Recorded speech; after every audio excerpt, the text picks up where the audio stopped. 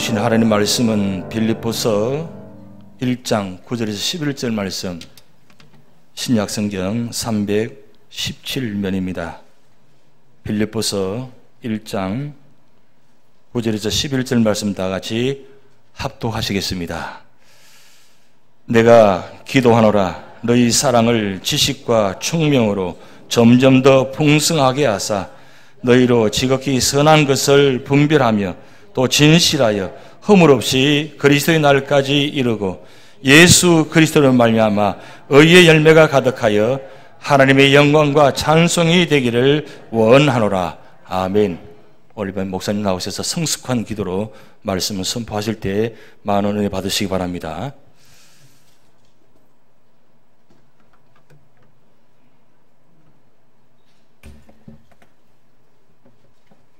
찬양은 곡조 있는 기도요, 곡조 있는 말씀을 했는데 어제 저녁과 오늘 저녁 찬양팀 은혜스러운 찬양 감사를 드립니다. 이분들에게 한번 박수로 격려해 주시면 감사하겠습니다. 교회가 건강하게 잘 성장하고 부흥하려면 교회의 영적 분위기가 대단히 중요하다, 그런 말 합니다. 어떤 교회는 아주 부정적이고 비판적인 그런 교회가 있습니다. 그러면 다른 교회에서 열심히 믿음 생활하던 분도 그 교회 오면 빼딱하게 변질됩니다. 믿음을 다 잃어버리고 맙니다. 그런데 어떤 교회는 긍정적이고 정말 서로 격려하고 축복하며 사랑 충만, 성령 충만한 공동체가 있습니다. 이런 교회는 다른 교회에서 믿음이 없는 분이 와도 믿음이 생겨나요. 믿음이 자라요. 변화되고 성숙한 크리스찬으로 성장하는 모습을 보게 됩니다. 그래서 먼저 믿는 성도들이 좋은 영적 분위기를 만들어가는 것은 교회 성장에 중요한 열쇠가 된다, 그런 말을 하게 됩니다. 우리 뉴저지 연합장로교회 와서 보니까 영적 분위기가 그래도 참 좋습니다. 두 번째로는 문턱이 좀 낮아야 돼요. 많은 교회들이 문턱이 높은 교회들이 꽤 있어요. 저는 1960년대 초만 해도 미국 교회도 사실은 흑인들이 남쪽에서는 백인 교회를 나가지 못했어요. 문턱이 높아서. 그래서 이런 에피소드가 있잖아요. 어떤 흑인이 여행을 하다가 주말이 돼서 주일이 돼서 교회를 찾아갔어요. 마침 백인들만 모이는 교회였어요. 그 중에는 백인 우월주의도 있는 그런 공동체였어요. 그래서 예배 참석하려고 했더니 안내하는 집사님들이 들어가지 못하게 저지해요. 예배 참석에 거절당하고 너무 많은 큰 상처를 받아요. 그래서 계단에서 엎드려 엉엉 울면서 주님께 기도합니다. 그때 주님이 비몽사몽간에 나타나셔서 어깨를 툭툭 치시면서 위로해 주시더래요. 너무 상심하지 말라. 이 교회는 나도 못 들어가는 교회다. 여러분, 예수님도 못 들어가는 교회가 있다면 얼마나 아이러니컬한 이야기예요. 근데 세상에는 꽤 많이 있어요. 여러분, 예수님이 영광스러운 하나님의 아들의 모습으로 찾아올 때 예수님을 환영하지 않은 교회가 어디 있겠어요? 쌍수 들고 환영을 하지요. 그러나 예수님이 거린의 모습으로, 가난한 자의 모습으로, 무식한 자의 모습으로, 병든 자의 모습으로, 신체장애자의 모습으로, 유색인종의 모습으로, 홈레스의 모습으로 찾아올 때 환영하지 않는 교회가 세상에 너무 많이 있다는 사실이. 저는 뉴저지 연합장로교회는 문턱이 낮아서 누가 와도 내 아버지 집에 왔다는 기쁨과 자유함과 평화가 넘치는 문턱이 낮은 교회가 되시길 주의 이름으로 축복합니다. 이것이 건강한 교회요, 하나님이 기뻐하는 공동체의 모습이기 때문입니다. 저는 인도의 간디를 생각할 때마다 너무 큰 아쉬움이 있어요. 그가 영국에서 유학을 했어요. 유학 시절에 친구 따라 교회를 나갔어요. 근데 안내하는 집사님들이 유색인종이라고 환영하지 않아서 박대했어요. 천대했어요. 그로 인해 상처를 받아요. 그래서 예수님을 존경하고 예수님의 산상보훈을 애독하고 묵상하면서도 한평생 교회를 등지고 인생을 살아가게 돼요. 지난 100년, 200년 동안 서구교회가 인도의 복음화를 위해서 수백 명의 선교사를 파송했어요. 수억 불의 선교비를 썼어요. 그래도 큰 열매를 맺지를 못했어요. 근데 그때 이 간디가 그리스도의 사랑으로 환영을 받고 예수를 구주로 고백하고 좋은 크리스찬 리더가 됐다면 이 간디를 통해서 수천만 혹은 수억의 인도 사람들이 예수를 믿지 않았을까 생각하면 얼마나 큰 손해를 본 일입니까? 사실 지금은 중국이 세계에서 인구가 많은 가장 큰 대국이지만은 21세기 중반이 되면 인도가 세계에서 가장 인구가 많은 대국이 된다고 그러잖아요.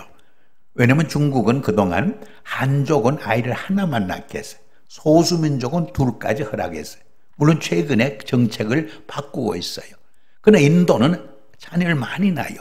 그래서 앞으로 몇십 년 후 21세기 중반쯤 되면 세계에서 가장 큰 인구가 많은, 사실 인구가 국력이잖아요. 파워잖아요. 그런 대국이 된다, 그런 말을 하잖아요.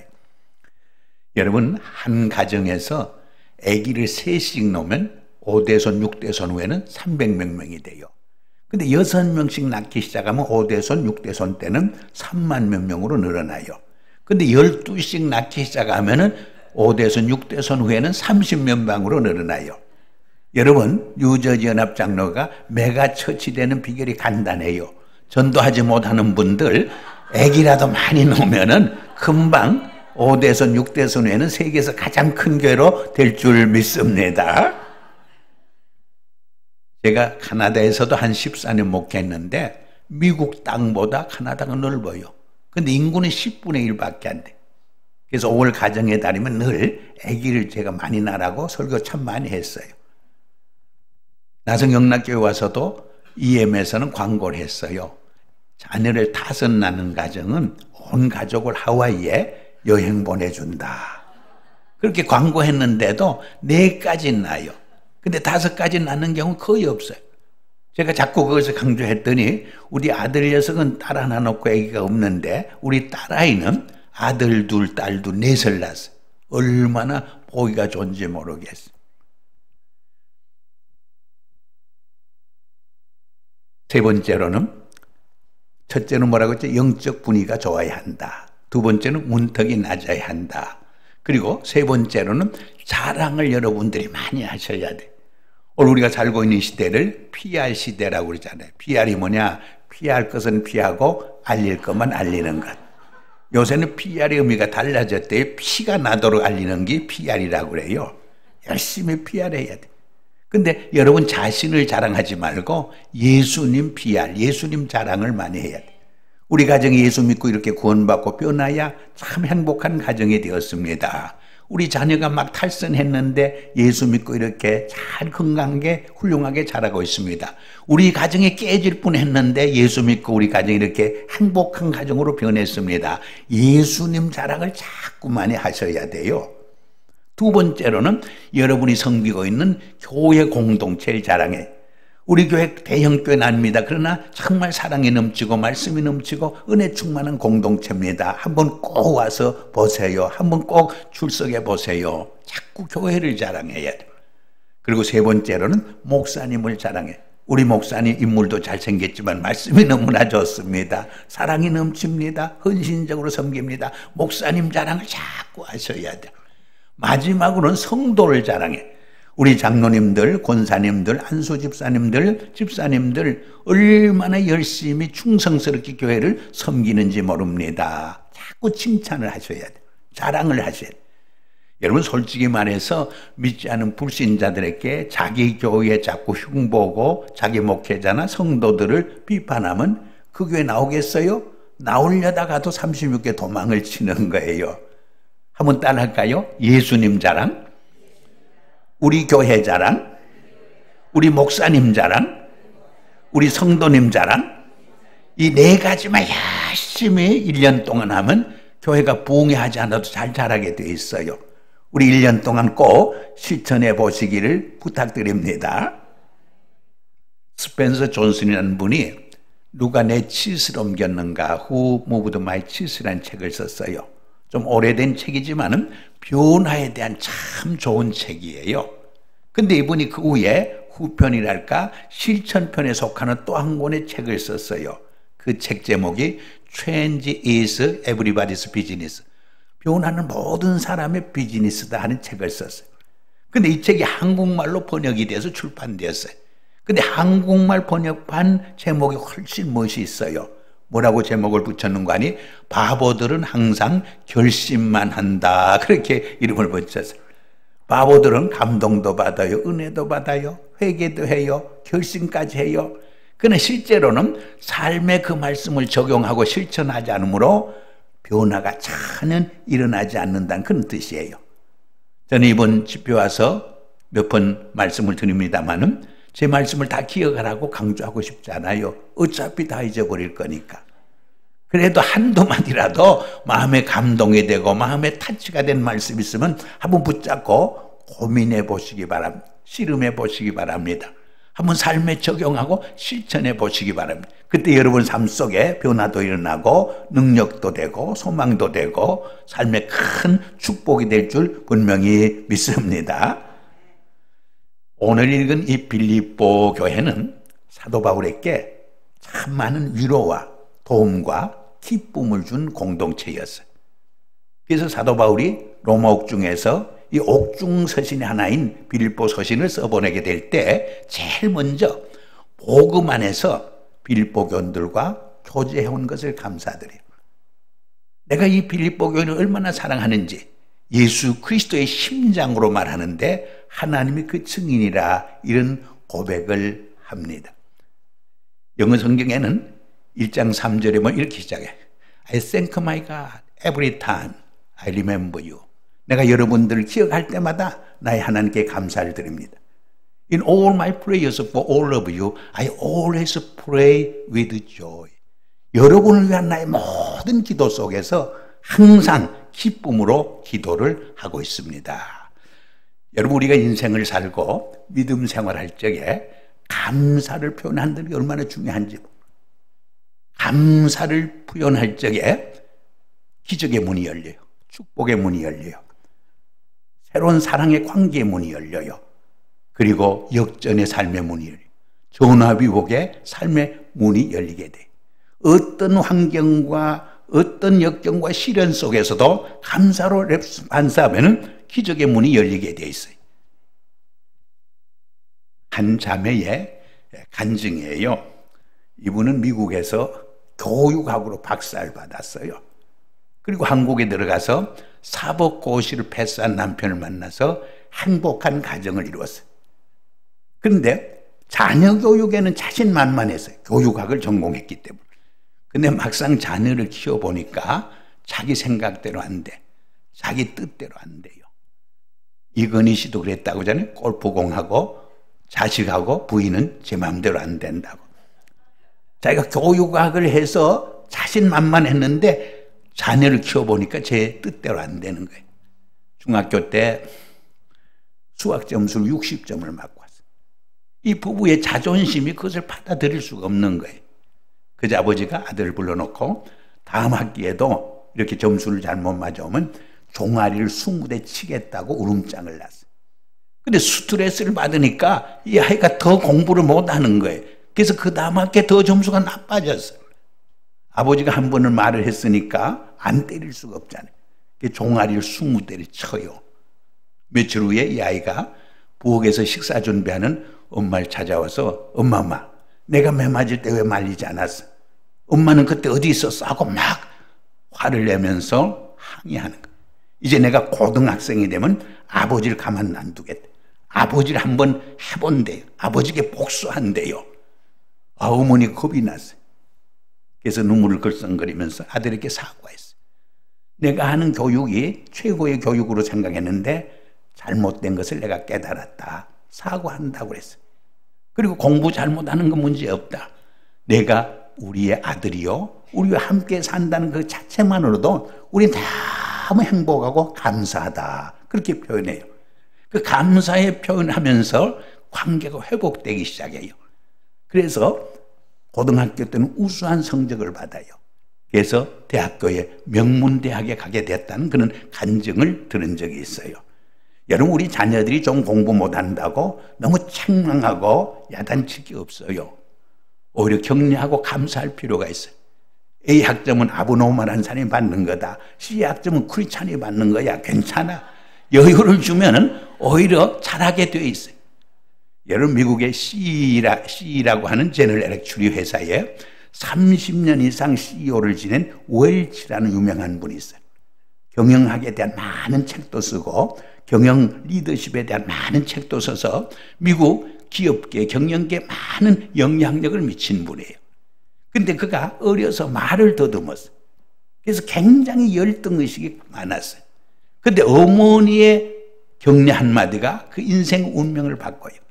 너는 머리가 너무 좋아서 입이 따라가지 못해서 더듬는 것뿐이야. 그 한마디가 이 아이의 인생의 운명을 바꿔놔요. 우리가 늘 자녀에게 감사한다는 거, 가족 간에 감사한다는 거, 이웃과의 삶에서 감사한다는 거 얼마나 중요한지.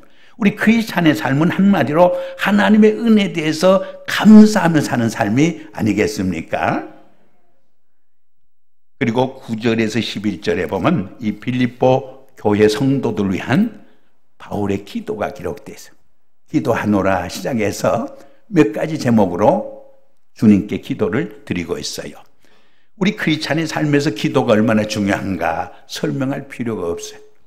안드레 머리라는 분은 기도라는 책을 썼는데 우리 크리스찬의 삶에서 기도가 얼마나 중요한가 지적을 하면서 기도하지 않은 삶이 크리스찬의 삶에서 가장 큰 죄의 하나라고 지적을 해요.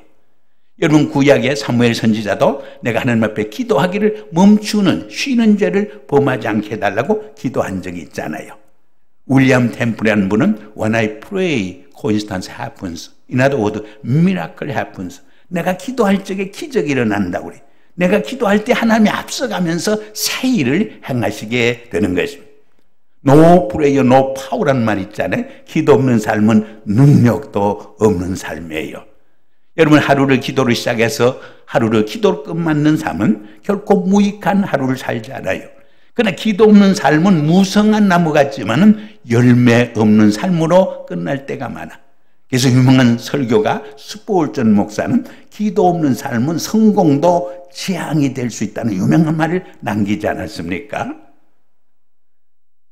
여러분, 예수님의 생애를 우리가 살펴봐도 기도로 시작해서 기도로 끝맞죠. 공생에 들어가면서 40주야를 금식 기도로 시작하잖아요. 제자를 선택할 때도 기도함으로 선택해요. 십자가를 앞에 놓고도 겟세마네 동상에서 정말 땀이 핏방울이 되도록 기도하는 모습을 우리에게 보여주시고 있어요. 그리고 십자가상에서 7마디를 남기는데 첫째 마디도 마지막 말씀도 기도로 끝을 맺고 있어요. 여러분, 사도 바울도 그 힘든 사역과 선교를 어떻게 감당하느냐? 기도로 감당하잖아요. 기도 속에서 하나님의 지혜를 구해요. 기도 속에서 하나님이 보여주시는 새로운 비전을 바라보게 돼요. 기도를 통해서 그 힘든 선교와 사역을 감당할 수 있는 능력을 힘입게 돼요. 이렇게 예수님도 사도 바울도 기도함으로 승리했는데 우리가 기도하지 않고 어떻게 믿음 생활에서 승리를 할 수 있겠습니까? 어떤 관광사업에 크게 성공한 크리스찬 기업인에게 성공의 비결을 물었어요. 그랬더니 이분이 5가지 P로 요약해서 설명해 줬어요. 첫째 P는 prepare, 준비를 잘하는 것이 성공의 비결이라고 했어요. 사실 매사가 준비를 잘해야 되잖아요. 그래야 성과가 있잖아요. 열매가 있잖아요.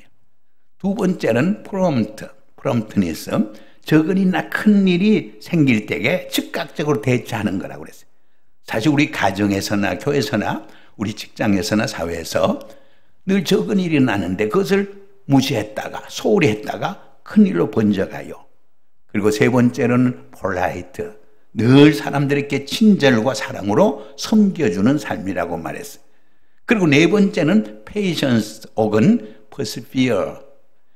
우리가 인생을 살다 보면 가정생활이나 교회생활이나 사회생활이 늘 평탄하고 순탄하지 않잖아요.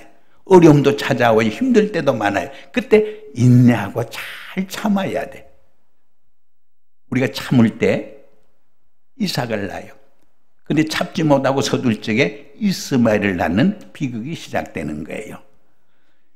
제가 1985년도에 그 교회에서 안식년을 줬어요. 그리고 하버드 대학교에서 메릴 펠로십이라는 장학금을 줘서 공부를 한 적이 있습니다. 그리고 교회로 돌아가는 길에 성지순례를 못해서 성지순례청 갔어요. 저는 성지순례를 하면서 이스라엘 구경하는 것도 중요하지만은 출애굽해서 광야 40년을 위했던 그 신의 광야를 꼭 보고 싶었어요. 그래서 미니버스를 타고 몇 명이 그 카이로로 가는데, 사실 지금은 하이웨이로 3시간 정도만 가요. 근데 국경에서 이스라엘 쪽에서 1시간 반, 또 애굽 쪽에서 1시간 반을 짐을 조사하고 서류를 쓰라고 그러고, 그러다 보니까 한 서너 시간 소비해요. 그러니까 열 몇 시간 만에 카이로에 도착하더라고요. 여름에 뜨겁고 날씨는 덥고 목마른데 국경지대에서 서너 시간 지나려니까 막 짜증이 나. 불평을 했더니 같이 갔던 미국 친구가 그래요. 이스라엘 백성들은 이 국경을 넘는데 40년 이상 걸렸는데 뭘 서너 시간을 가지고 그러느냐. 그래서 얼마나 제가 부끄러워졌는지 몰라요. 그때 인내에 대한 큰 교훈을 배웠어요. 내가 이 몇 시간도 못 참으면서 이민 목회를 하려고 하다니 얼마나 내 자신이 부끄러워졌는지 몰라요. 그리고 마지막 P는 프레이어. 기도할 때 하나님께서 다 멋지게 피리오드를 찍어줘요. 그래서 미련한 크리스찬들은 하나에서 10가지 자기가 해야 하는 줄 알고 애쓰고 수고하지만은 지혜로운 크리스찬들은 하나에서 9가지 자기가 할 몫은 최선을 다해요. 그리고 나머지 하나는 하나님께 맡겨요. 그때 하나님께서 내 생각보다 더 멋지게 마무리를 지어주는 줄 믿습니다. 언더우드나 벤셀라 하면은 모르는 한국 크리스찬들이 없어요. 왜? 최초의 한국 선교사들이기 때문에. 그래, 헌트라는 선교사를 기억하는 분들은 별로 없어요. 이분이 누구냐? 1938년도에 평양노회가, 또 같은 해 38년에 총회가 일본의 신사참배를 결정을 해요. 그때 어제저기 잠깐 말씀했습니다만 주기철 목사님이나 조만식 장로님 같은 분은 신사참배를 반대하니까 감옥에 넣고, 또 반대하는 사람은 총회나 노회에 참석하지 못하도록 방해를 했어요, 일본 경찰이. 근데 선교사들은 방해를 못했어요. 그래서 총회에서 만장일치로 결정하는 순간 한 사람의 손을 들고 아니요 하고 반대를 해요. 이 사람이 헌트라는 선교사였어요.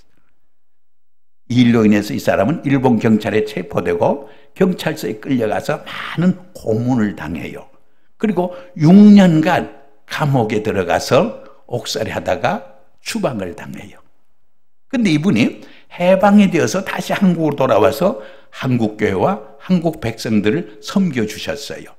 근데 이분이 종종 하신 유명한 말씀이 있어요. 그게 무슨 말인지 아세요? 여러분, 하나님을 믿고 예수님을 믿을 적에 믿지 않은 불신자들이 우상 앞에 가서 절하듯이 그렇게 믿지 마세요. 그런 말이 있어요. 여러분, 무슨 말인지 이해가세요?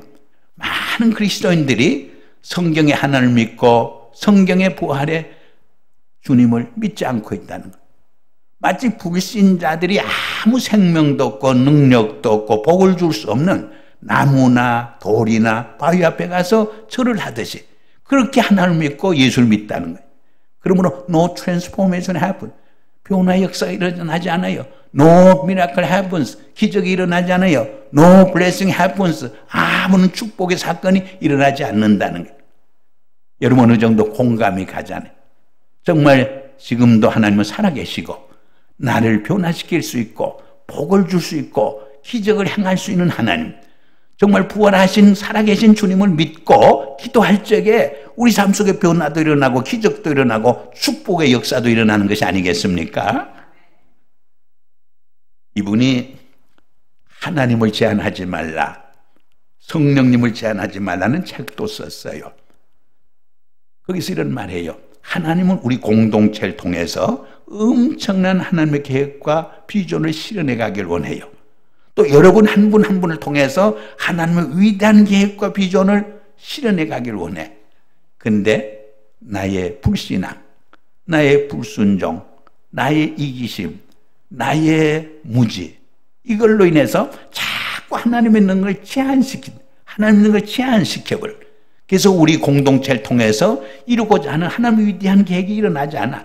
나 한 사람 한 사람을 통해서 이루고자 하는 위대한 하나님의 계획과 비전이 실현되지 못해요. 저는 우리 연합장로교회와 여러분 한 분 한 분들이 정말 이 교회를 통해서 하나님이 이루고자 하는 하나님 위대한 계획과 비전을 실현해가는 공동체가 되고 또 여러분의 삶이 되기를 주의 이름으로 축복합니다. 한국 전라도에 가면 해남이란 섬이 있어요. 그 해남 섬에 한 소년이 있어서 너무 째지게 가난해서 초등학교를 졸업하고, 옛날엔 국민학교인데 국민학교를 졸업하고 중학교조차 갈 수 없었어요. 그래도 믿음이 있는 이 아이는 포기하지 않았어요. 어린아이인데도 새벽기도에 교회에 나와서 울면서 하나님 나 중학교 보내주세요. 하나님이 나를 중학교 보내주면 내가 커서 앞으로 하나님의 일을 하고 싶어요. 주님의 종이 되고 싶어요. 그렇게 기도했어요. 그리고 하루는 아예 종이에다가 편지를 썼어요. 기도문을 썼어요. 하나님, 저 중학교 가고 싶은데 저를 꼭 중학교 보내주세요. 저를 중학교 보내주면 제가 공부한 후에 하나님을 위해서, 주님을 위해서 섬기겠습니다. 하나님의 일꾼이 되겠습니다. 간절히 기도문을 써가지고 봉투에다가 하나님께 하고 자기 주소 써가지고 우체통에 넣었어요. 우체부가 교회를 몇 번 다닌 것 같아. 그 편지를 가지고 어디로 갔느냐, 우체국 가까운 교회를 찾아가서 목사님께 전해주었어요. 목사님이 뜯어보니까 한 소년이 중학교 보내달라는 간절한 기도문이 기록되어 있는 거예요. 그 목사님이 그 소년을 찾아봤겠습니까? 안 찾아봤겠습니까? 안 찾아볼 목회자가 없죠. 그 소년을 찾아서 그 교회가 중학교 가도록 장학금을 내줬어요. 중학교를 졸업한 후에 그는 고등학교까지 갈 수 있었어요. 고등학교를 졸업하고는 오히려 서울로 가서 대학을 고학을 했어요. 그리고 대학을 졸업하고 외국에 가서 박사 공부가 돼서 박사가 됐어요. 그리고 한국으로 돌아가서 대학교 교수가 되었어요. 여러분 이분이 누군지 아십니까? 한국신학대학교 총장이 된 오영석 박사의 스토리. 물론 지금은 은퇴하셨어요. 정말 너무 가난하고 삶이 형편이 없어서 중학교조차 갈 수 없었지만 포기하지 아니하고 하나님 앞에 눈물로 기도하면서 중학교 보내달라고, 자기가 공부한 후에 주의 일을 하겠다고 간절히 기도했을 때 하나님은 그 소년의 기도를 들어주셨어요. 그 소년의 기도를 들어주실 뿐 아니라 신학교 총장으로서 많은 주의 종들을 훈련하고 교육시키는 훌륭한 총장으로 세워주셨어요. 사랑하는 여러분, 이전에 어떤 기도의 제목을 가지고 나오셨어요? 하나님 앞에 내어놓고 간절히 기도할 적에 하나님이 어떤 모양으로든지 응답해 주실 줄 믿습니다. 사실 우리가 기도를 열심히 하는 것도 중요하지만 기도의 내용이 더 중요해요. 그 기도의 내용이 그 사람의 신앙의 수준과 영성의 성숙성을 말해주는 거예요. 근데 여러분, 예수를 처음 믿을 때는 기도가 응답이 잘 돼요. 심지어는 선교지에서 막 기적도 일어나요, 기도하면. 근데 예수를 10년, 20년, 30년 오래 믿다 보면 내 기도를 하나님이 잘 안 들어주시는 것 같다, 그런 생각이 들 때가 있어요. 여러분 그런 경험을 해본 적 있어요? 왜 그런지 아세요? 여러분, 우리 자녀들이 3살 때, 5살 때 부모에게 떼쓰면 모든 부모들이 그 욕을 들어줘요. 철이 없어서 설명이 통하지 않아요. 그러니까 무조건 들어줘요. 그런데 15살, 20살 된 자녀가 철없는 걸 구하면 안 들어줘. 나이에 걸맞는 것을 구해야 부모가 들어줘요. 영적으로, 신앙적으로 마찬가지. 정말 철이 없을 때, 초기 예수 믿을 때는 하나님이 잘 응답해 주는 것 같아요. 잘 응답해 줘요. 그래야 믿음을 지키니까. 그러나 10년, 20년, 30년 오래 믿게 될 때 그 수준에 맞는, 신앙의 수준에 맞는 성숙한 기도를 할 때 하나님이 기뻐하시고 들어주시게 되는 줄 믿습니다. 오늘 본문에 보면 사도 바울이 이 빌립보 교회를 위해서 참 성숙한 기도를 해요. 첫째로 어떤 기도를 하느냐? 그들의 사랑이 점점 풍성해지길 위해 기도해요. 부자가 되고 성공하고 출세하길 위해 기도하자는. 영어 성경에 이렇게 돼 있어요. This is my prayer that your love may abound more and more in knowledge and depth of insight. 지식과 총명으로 여러분의 사랑이 점점 풍성해지기를 기도합니다. 그렇게 돼 있어요. 여러분, 부자가 되고 성공하고 출세하는 것이 잘못이란 말 아니에요. 그것이 필요 없다는 말도 아니에요. 그러나 우리 삶에서 다 근본적이고 본질적인 것이 뭐냐? 우리의 사랑이 점점 풍성해지는 거예요. 이 사랑이 풍성해질 때 하나님이 축복해 주신 물질이나 권력이나 은사를 하나님의 영광을 위해서 인류의 번영과 평화를 위해서 멋지게 값지게 사용할 수 있어요. 그러나 이 사랑이 메마르게 될 때 오히려 그런 권력이나 물질이나 은사가 인류 사회를 파괴시켜요. 우리에게 재앙이 될 수 있어요. 가정이 가정되는 것은 큰 집이 아니잖아요. 값비싼 가구가 아니잖아요. 사랑의 관계잖아요. 교회가 교회되는 비결도 큰 교회당이 아니에요. 많은 교인 수도 아니에요. 많은 프로젝트도 아니에요. 정말 뜨거운 사랑의 공동체를 이루는 데서 출발하는 거예요. 물론 돈은 먹고 살 만큼 있으면 되는 거예요. 너무 욕심을 부리다 보면 우리 삶이 병들어요. 왜곡돼요. 삐뚤어지기 시작해요.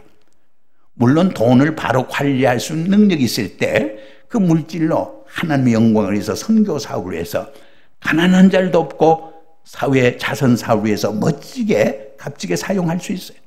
그러나 사용할 수 있는 능력이 없을 때 그 물질은 나의 삶을 파괴시키는 재앙이 되어 화가 되는 것을 수없이 우리는 경험하잖아요.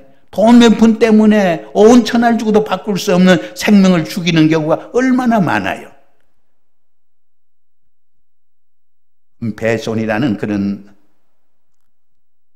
자선단체가 있어요. 거기에 그 스텝포드라는 분이 총재로 있었어요. 지금 은퇴하셨어.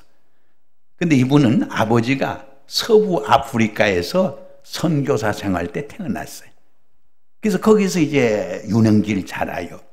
유년기를 자라면서 흑인 아이들과 어울려서 늘 놀고 또 같이 함께 사는데 아버지가 물어요.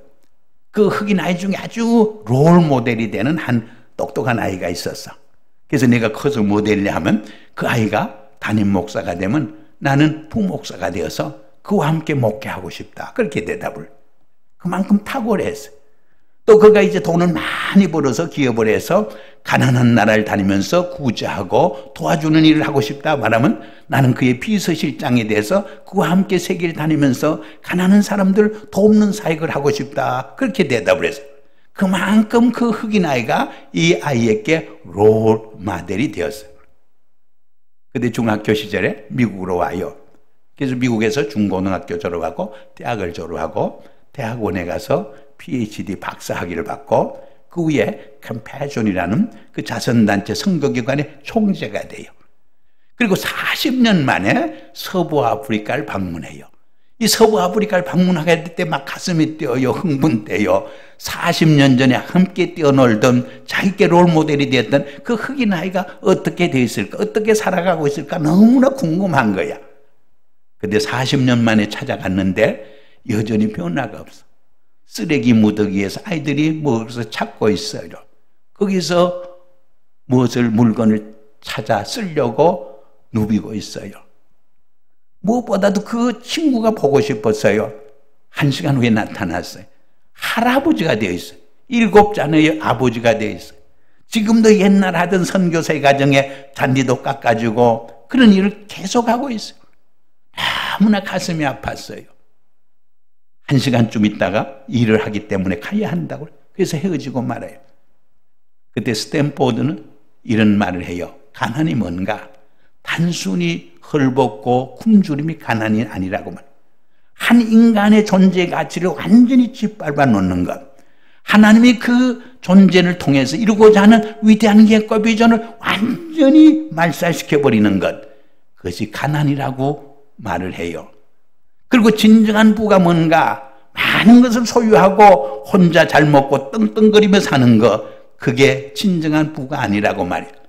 그 물질로 사랑을 실천함으로 한 인간의 존재 가치를 일깨워주고 그를 통해서 하나님이 이루고자 하는 위대한 계획과 비전을 실현시키도록 사랑으로 섬겨주는 삶. 그것이 진정한 부유의 삶이라 그렇게 고백을 해요. 여러분, 사도 바울도 디모데 전서에서 뭐라고 말해요? 선한 일에 부유한 자가 되라고 말. 선한 일에 부유한 사람이 되라고 우리에게 수없이 권면하게 주고 있잖아요. 오늘 사도 바울은 본문에서 빌립보 교인들이 사랑이 점점 풍성해지기를 위해서 간절히 기도하고 있어요. 성경에 뭐라고 말해요? 성경에 요절이라고 말하는 요한복음 3장 16절에 하나님이 세상을 이처럼 사랑하사 독생자를 주셨으니 누구든지 저를 믿는 자마다 멸망치 않고 영생을 얻으리라. 이게 복음 중에 복음이잖아요. 또 예수님도 뭐라고, 내가 너에게 새 계명을 주노니 서로 사랑하라. 그러니까 서로 사랑할 때 세상 사람들이 너희가 내 자이자인 줄 알리라. 사도 바울은 하나님은 사랑이라. 우리가 사랑할 때 하나님을 알고 하나님 우리와 함께 한다고 그래요. 우리가 사랑할 때 사망에서 생명으로 옮겨진다고 말해요. 그러나 우리가 사랑하지 못하고 여전히 미움 속에 있을 때 우리 속에 영생이, 영원한 생명이 없다고 말해요. 사도 바울은 사랑은 율법의 완성이라고 고백하고 있잖아요. 그럼 구체적으로 사랑이 뭐냐? 쉽게 말해서 사랑은 입장을 바꿔보는 거예요. 부모가 자녀 입장에서, 자녀들이 부모 입장에서, 남편이 아내 입장에서, 아내가 남편 입장에서, 목회자가 교인의 입장에서, 교인들이 목회자 입장에서, 지도자가 백성의 입장에서, 백성들이 지도자 입장에서 생각하면 많은 것이 이해가 돼요. 수용이 돼요. 받아들여져요. 그런데 오늘날 가정이나 교회나 우리 사회 속에서 이 입장을 바꿔보는 사랑이 결여된 데서 많은 오해와 갈등과 다툼과 분열이 생기는 것을 수없이 보잖아요. 두 번째로 이 사랑은 상대방을 배려하는 마음. 제가 2004년도에 은퇴를 했어요. 1월 달에. 근데 늘 목회자가 대접을 많이 받잖아요. 그래서 제가 용수산이라는 좀 좋은 식당이 있어요, LA에. 지난 1년 동안 당의 서기로 수고한 장로님 부부하고 또 새해 당의 서기로 수고할 장로님 부부를 식당에 초청해서 저녁을 한번 대접했어요. 근데 우리 장로님들 보통 때는 그렇게 캐주얼 드레스로 많이 다니니까 저희도 평복 차림으로 평안한 마음으로 식당에 나가자고 해서 넥타이도 안 매고 그냥 허술한 옷을 입고 나갔는데 그 장로님 두 가정은 넥타이 매고 권사님도 얼마나 화려하게 잘 입고 오셨는지 몰라요.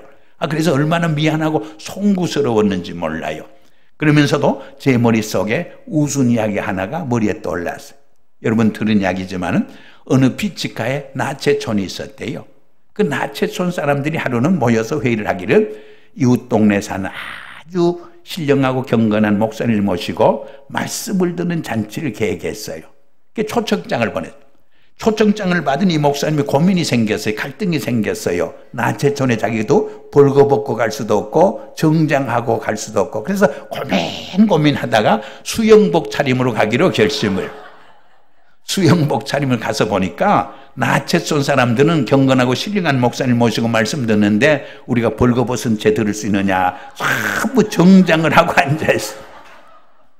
그래서 목사님만 수영복 차림으로 열심히 말씀을 증거했다는 그런 우스운 이야기가 있어요. 그러나 이것은 상대방을 배려하는 아름다운 마음. 이 상대방을 배려할 줄 아는 아름다운 마음 있는 곳에 행복한 가정 공동체가 세워져요. 이 상대방을 배려하는 아름다운 마음 있는 곳에 아름답고 건강한 믿음의 공동체, 교회 공동체가 세워지는 거예요. 오늘 우리 사회의 가장 심각한 문제가 뭐예요? 상대방을 배려하지 않냐고 자기 주장, 자기 고집만 막 내세우고 밀어붙이려는 데서 진정한 만남과 진정한 대화가 단절되는 모습을 볼 때가 얼마나 많이 있습니까? 그리고 사랑은 용서하고 화해하는 거예요. 예수님이 십자가상에서 자기를 십자가에 못 박는 원수들 위해서도 용서의 기도를 드리잖아요. 제가 2년 전에 몽골 선교 여행을 갔다 왔어요. 이 몽골은 징기스강이 역사상 가장 큰 제국을 형성하지 않았어요. 근데 징기스강은 젊은 시절에 아내를 원수에게 뺏겼어요. 그래서 그 아내를 도로 찾아올 때는 원수의 아들이 임신되어 있었어요. 그런데도 그 아들을 낳아서 키워요. 자기 아들로 받아들여요. 그리고 적국을 정복했을 때 적국의 시민들이 충성을 서약할 때 꼭 같은 몽골 시민으로 대접을 했어요. 그리고 적국의 인재와 인물과 기술을 다 받아들여서 몽골 나라를 한 단계 업그레이드 시키는 그런 일을 했어요. 이러한 용서와 리더십, 용서와 사랑의 리더십을 통해서 예수는 믿지 않았지만 역사상 가장 큰 대제국을 건설할 수 있었어요.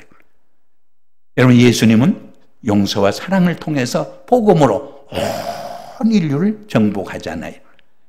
에베소서 4장 32절에 보면 사도 바울이 뭐라고 말해요? 하나님이 그리스도를 통해서 너를 용서한 것처럼 너희도 용서하라, 그렇게 권면해요. 물론 용서가 쉽지 않아요. 그러나 용서가 내가 사는 길이에요. 내가 승리하는 거예요. 내가 복을 받는 길이에요. 그래서 어떤 분이 용서 이렇게 말했어요. 다리를 건너 저기에 놀라운 엄청난 보물이 있어요. 엄청난 영광과 축복이 기다리고 있어요. 엄청난 하나님의 은혜가 기다리고 있어요. 근데 다리를 건너야 돼. 근데 용서하지 못하는 것은 스스로 다리를 파괴시키는 거라고 말해요.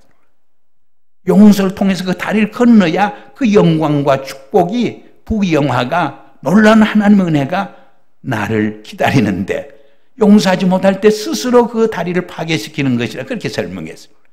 옳은 말이에요. 금년이 종교개혁 500주년인데 마틴 루터와 수잉그리가 종교개혁을 하다가 갈등이 생겼어요. 몇 달 동안 말도 안 하고 만나지도 않았어요. 그런데 마틴 루터가 하루는 길을 가다가 한 장면을 봐요. 외나무 다리가 있는데 큰 힘센 염소가 건너기 시작해요. 근데 저쪽에서는 아주 몸이 약한 염소 한 마리가 또 건너와요. 야, 무슨 일이 벌어지는가 보자고 기다리고 지켜봐요. 중간에 딱 오더니 그 힘센 큰 염소가 딱 무릎을 꿇고 엎드리는 거야. 그랬더니 힘없는 작은 염소가 등을 타고 건너가요. 그때 큰 염소가 자기 길을 가요. 그때 크게 깨달아요. 그래서 먼저 주인을 찾아가서 용서를 구해요. 그리고 화해하게 돼요. 여러분, 용서가 쉽지 않아. 그렇지만은 먼저 가진 자가, 힘 있는 자가 손을 낼 필요가 있어요. 자존심을 세우고 자존심 대기를 하다 보면 용서화해가 이루어지지 않아. 오히려 먼저 어른이, 먼저 가진 자가, 오히려 힘 있는 자가 내가 미안해 하고 손을 내밀 때 화해가 잘 이루어지는 거예요. 그리고 마지막으로 사랑은 기빙, 주는 거예요. 늘 주는 희생이 됐다. 우리가 잘 아는 에릭 프롬이라고 하는 유명한 분이 있는데 사랑의 기술, 사랑의 예술이라는 책을 썼어요. 거기 보면 그분은 사랑을 5가지로 설명을 해요. 사랑이 뭐냐? 관심이라고 말해요. 이 부부지간에 관심이 없어지는 것은 사랑의 식은 증거잖아요. 우리 교인들과 재직들이 교회 행사에 관심이 없는 것은 교회에 대한 사랑이 식은 거예요. 관심. 두 번째는 존경하고 존중하는 것이 사랑이래요. 자녀들이 부모를 사랑하면 부모를 존경해요. 부모들이 자녀를 사랑하면 자녀들을 존중히 여겨요. 이 존경하고 존중히 여기는 마음이 사라진 것은 사랑이 식은 것이에요. 그리고 세 번째는 책임지는 거라. 여기 나그네가 고통하고 신음하고 있어요. 그에 대한 사랑이 있으면 그냥 지나칠 수 없어요. 책임감을 느끼게 되는 거예요. 네 번째로 용서하는 것이고 마지막에 기빙, 주는 것이라고 그들 설명을 했어요. 프레드릭이라는 소년이 있었어요.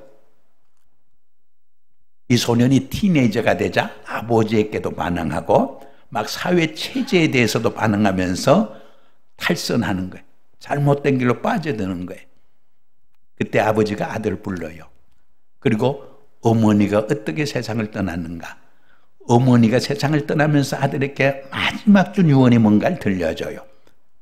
이 어머니가 이 아이를 임신했을 때 산부인과 의사가 이렇게 어드바이스했어요. 이 아이의 생명을 포기하든가 어머니의 생명을 포기하든가 둘 중에 하나를 선택해야 합니다. 그런데 이 어머니는 이 아들의 생명을 구하기 위해서 출산 후 자기 생명을 희생해요. 그리고 마지막으로 남편에게 이 아이가 어느 정도 커서 철이 들면 어머니가 어떻게 세상을 떠났는지, 어머니가 세상을 떠나면서 마지막 아들께 준 유언의 말이 뭔지를 들려주라고 그래. 그래서 그 이야기를 다 들려줘요. 내가 너를 살리기 위해서 내 생명을 희생한 것처럼 너도 하나님 잘 믿고 정말 다른 사람을 사랑으로 섬기면서 인생을 살라고 부탁했다고 전해요.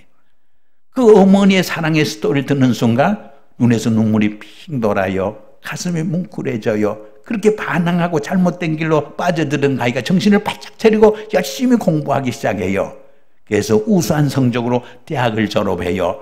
그리고 신학교에 가서 20세기의 가장 위대한 설교의 한 사람이 되고 수십만의 영혼을 하나님께 인도하는 하나님의 종으로 사역하게 돼요. 올 저녁 주님은 우리에게 이렇게 말씀하는 것. 내가 너를 살리기 위해서 십자가상에서 나의 생명을 버렸노라. 너도 하나님 잘 공경하고 정말 이 사랑을 실천하면서 내 인생을 살라고 부탁하고 있는 것 같아요. 어떤 중년 신사가 강물에 떨어가는 한 젊은 청년을 구해 주었어요. 이 청년이 너무 고맙고 감사해서 선생님 이름과 주소를 말씀해 주세요. 그러면 제가 언젠가 반드시 은혜를 갖겠습니다. 신세를 갖겠습니다. 그 신사가 이렇게 말했어요. 내 이름을 알 필요도 없고 내 주소를 알 필요도 없다. 내가 내 생명을 정말 걸고 너를 살려줄 만큼 소중한 존재인가, 가치 있는 존재인가, 그것을 살면서 증명하며 살면 그것이 바로 신세를 갖는 것이고 은혜를 갚는 길이라고 말했어요. 여러분, 주님도 같은 말씀을 이렇게 하고 계시는 줄 믿어요. 그런데 오늘 본문에 보면 참 귀한 말씀이 있어요. 지식과 모든 총명으로 여러분의 사랑이 점점 풍성해지기를 바랍니다. 여러분, 지식과 지혜가 수반되지 않는 사랑은 사랑이라는 이름으로 남의 생명을 죽일 때가 많아. 사랑이라는 이름으로 부모와 자식이 서로 어뷰스할 때가 많아. 자식을 어뷰스할 때가 많아. 부부지간에도 사랑이라는 이름으로 서로 상처를 주고 상처를 받을 때도 많아요. 그래서 우리의 사랑이 온전한 사랑이 되기 위해서는 참된 지식과 지혜가 수반될 때 온전한 사랑을 이루게 되는 줄 믿습니다. 두 번째로 이렇게 기도해요. So that you may be able to discern what is best.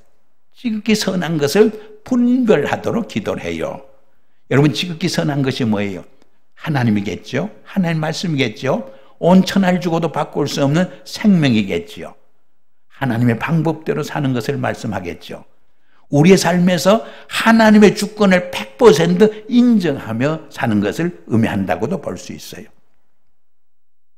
우리가 하나님의 주권을 100% 인정하며 살 때 하나님이 나를 복의 근원에 되게 하셔요.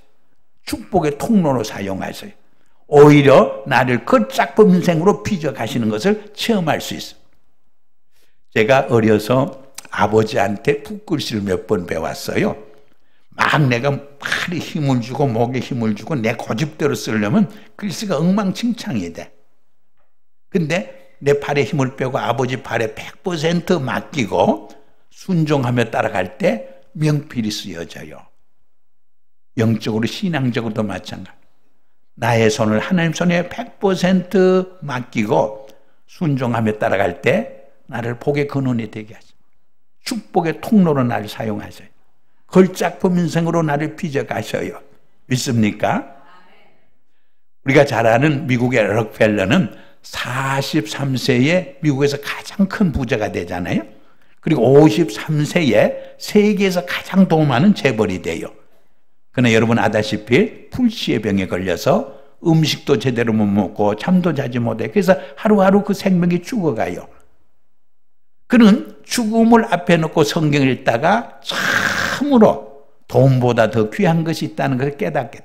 그전엔 교회 생활도 하고 예배도 드리고 11조 생활도 했지만은 사실은 하나님보다는 돈이 더 중요했어요. 물질이 더 소중했어요.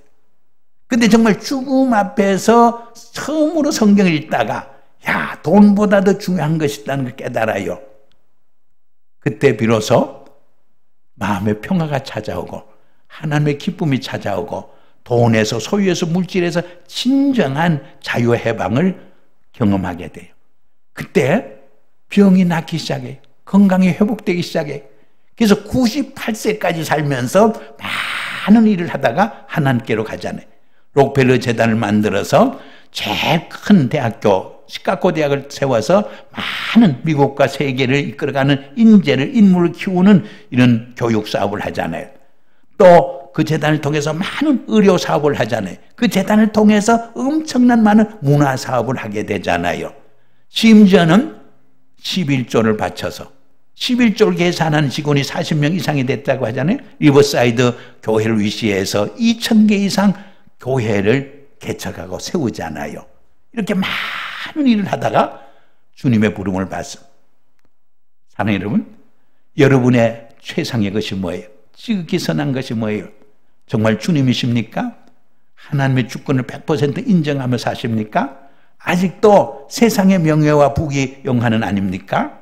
정말 하나님의 주권을 100% 인정하고 하나님 앞에 순종하며 살 때 하나님이 오히려 나를 축복의 통로가 되게 하시고 복의 근원이 되게 하시고 정말 록펠러 같이 크게 축복하는 삶을 살게 할 줄 분명히 믿습니다. 세 번째로 여기 보니까 You may be pure and blameless until the day of Christ. 주님 오시는 날까지 진실하고 흠이 없는 삶을 살기 위해서 정말 순결한 신부의 공동체로 살아가길 원했습니다. 여러분, 하나님은 불의를 가장 미워해요. 거짓을 가장 싫어해요. 공의와 진실을 가장 기뻐하셔요. 믿음 생활이 뭐냐? honest God. 하나님 앞에서 정직하고 진실되게 사는 삶. 한 걸음 더 나아가 이웃과의 관계에서도 정직하고 진실되게 살아가는 삶이에요. 영국의 한 젊은 목사가 버스를 탔어요. 버스를 타고 보니까 시내 가서 햄버거라도 샌드위치라도 하나 사 먹어야 하는데 정식값을 가지고 안 나왔어. 그래서 버스에서 내릴까 말까 하는데 버스가 떠나버려. 근데 다행히 운전기사가 체인지를 거스름돈을 주는데 많이 거스름돈을 줘요. 시내 가서 샌드위치 하나 사 먹을 만큼 많이 주는 거예요. 야, 우리 하나님 신통하다. 이 젊은 목사 정신 굶을까 봐 정신값까지 주는구나. 감사한 생각이 들었어요. 근데 얼마 후에 양심의 소리가 들려요. 무슨 소리냐? 내가 목사인데 더 많이 받았으면 정직하게 되돌려줘야지. 그게 무슨 소리야? 양심의 소리가. 여러분도 은행이나 백화점에 가서 5불짜리 10불짜리 하나 더 올 적에 마음에 갈등이 오잖아요. 이걸 돌려줘야 하느냐 포개떼 집어넣어야 하느냐 막 싸움이 시작되잖아요. 이 젊은 목사도 내적 싸움이 시작돼. 근데 자기가 내려야 할 버스 스테이션까지 오고 말았어요. 그래서 용기를 내가지고 You made a mistake. 잘못 계산해줘서 하고 많이 받았던 잔들 다 돌려줘요. 그저 버스 운전기사가 No, I didn't make a mistake. 내가 잘못 계산해 준 게 아니야 하고 간증을 시작하더라. 어제 마침 오프데이였대. 주일날인데. 그래서 교회를 갔는데 이 목사님이 교회에 나갔더래. 목사님이 크리스찬은 정직하고 진실되게 살아야 한다고 설교를 하시더래요.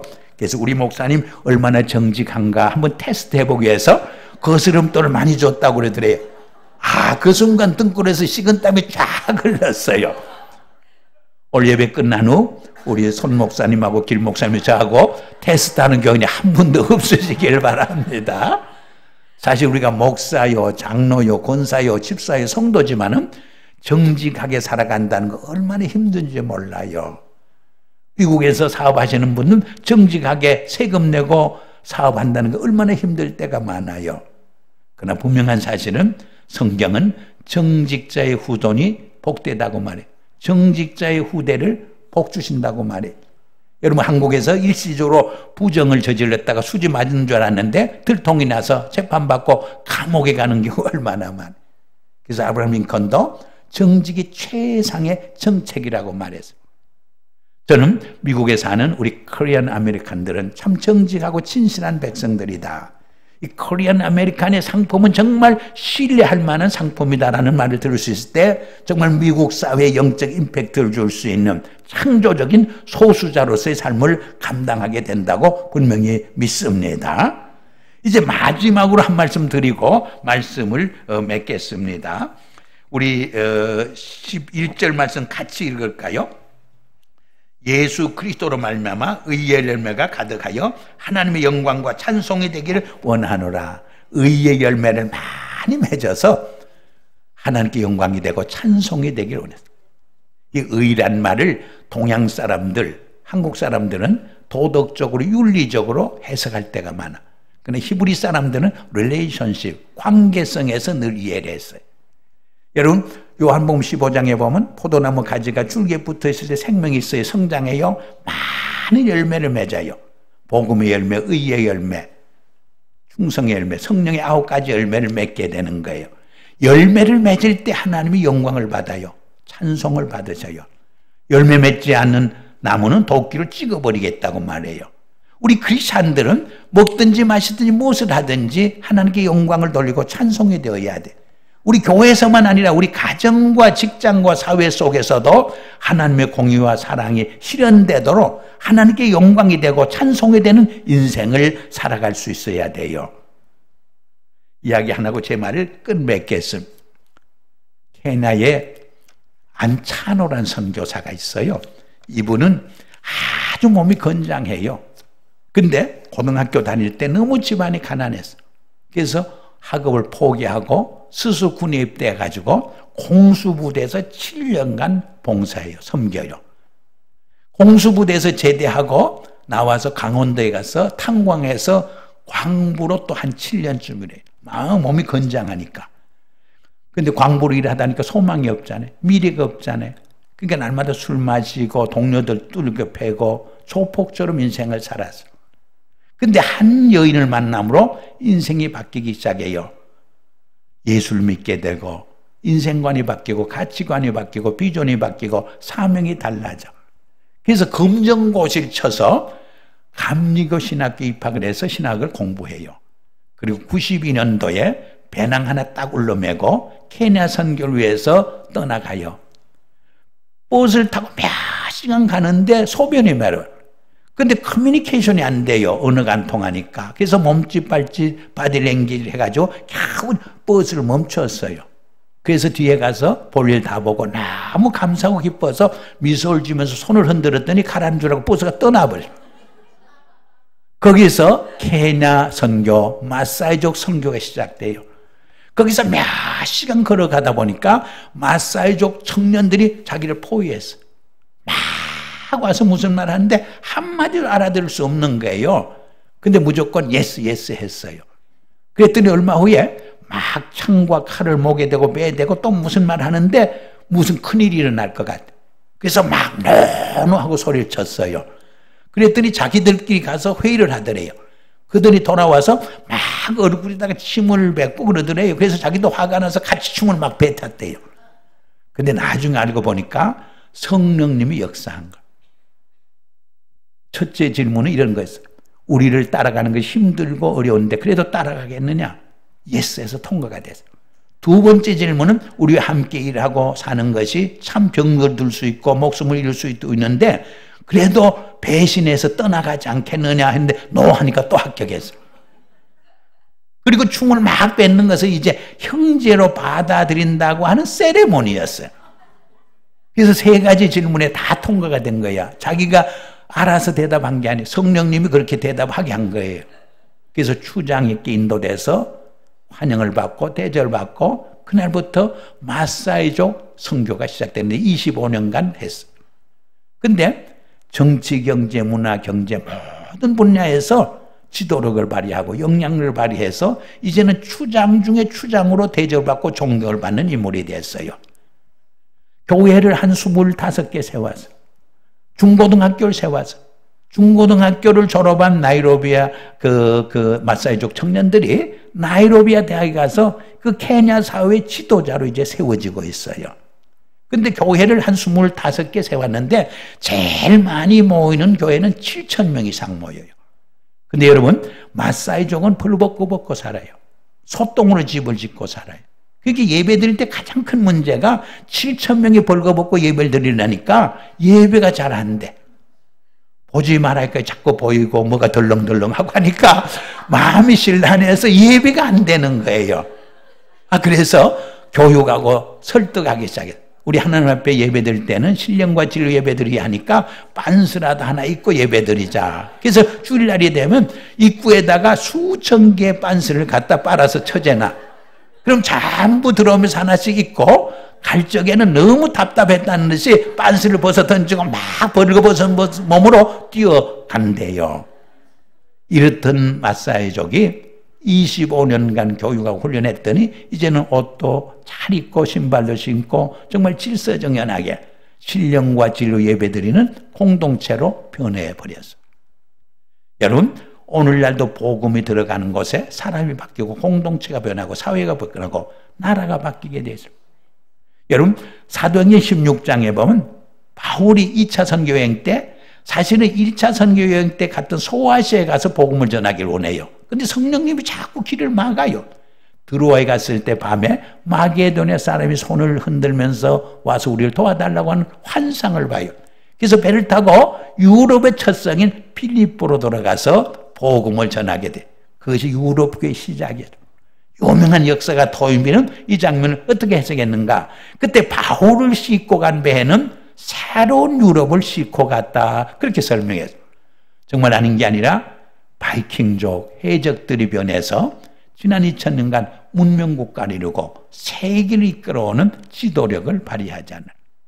여러분, 이런 맥락에서 1620년 메이플라워를 타고 미국을 찾아왔던 청교도들은 새로운 미국을 싣고 온 사건이에요. 또 이런 맥락에서 1885년 부활절 아침에 한국 땅을 밟았던 아펜셀러와 언더우드가 한국 땅에 발을 디디는 것은 새로운 한국을 싣고 온 역사적 사건이라고 말할 수 있어요. 이렇게 오늘날도 복음이 들어가는 곳에 사람이 변하고 공동체가 변하고 가정이 변하고 정말 국가가 변하고 사회가 변하는 놀라운 역사가 일어나는 것을 볼 수 있어요. 이것이 바로 의의 열매를 맺음으로 하나님께 영광이 되고 찬송이 되는 삶이라고 말할 수가 있어요. 사랑하는 여러분, 오늘 필립보 교회를 위해서 사도 바울이 기도한 그 성숙한 기도의 내용대로 우리 공동체도 여러분 한 분 한 분도 정말 사랑이 점점 풍성해지는 공동체 되고 삶이 되길 위해서 또 한 걸음 더 나아가 최상의 것, 지극히 선한 것을 분별하고 선택하는 삶이 되길 위해서 정말 그리스도가 오시는 날까지 순결한 신부 공동체, 정말 진실하고 흠이 없는 공동체의 삶을 살 수 있도록, 그리고 의의 열매를 많이 맺어서 하나님의 영광이 되고 찬송이 되는 삶을 이루어가기 위해서 우리 한번 주여 외치고 통성기도 한 2분 동안 하겠습니다. 우리 주여